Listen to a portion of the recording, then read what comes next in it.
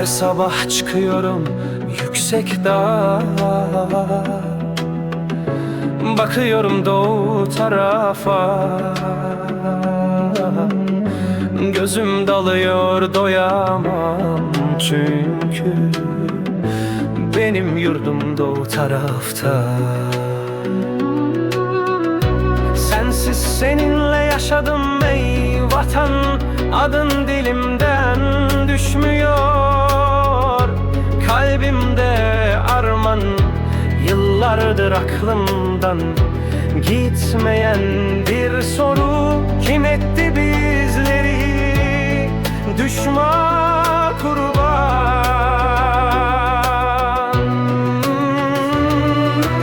Gittik batıya, bulduk refahı,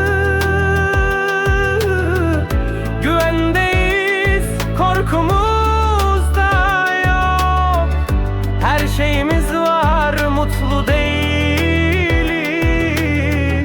yabancı elde değerimiz yok.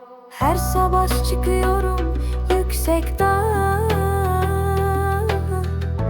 bakıyorum doğu tarafa.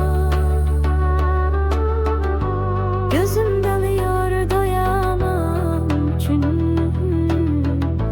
benim yurdum doğu tarafta.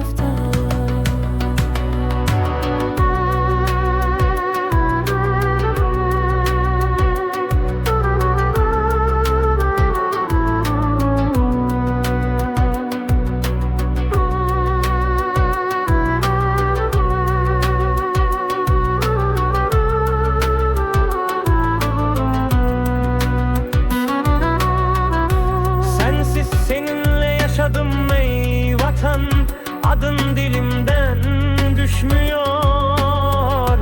Kalbimde arman, yıllardır aklımdan gitmeyen bir soru: kim etti bizleri düşman kurban? Gittik batıya, bulduk refahı, güvendeyiz, korkumuz da yok. Her şeyimiz var, mutlu değiliz, yabancı elde değerimiz yok. Her sabah çıkıyorum yüksek dağa, bakıyorum doğu tarafa. Gözüm dalıyor doyamam, çünkü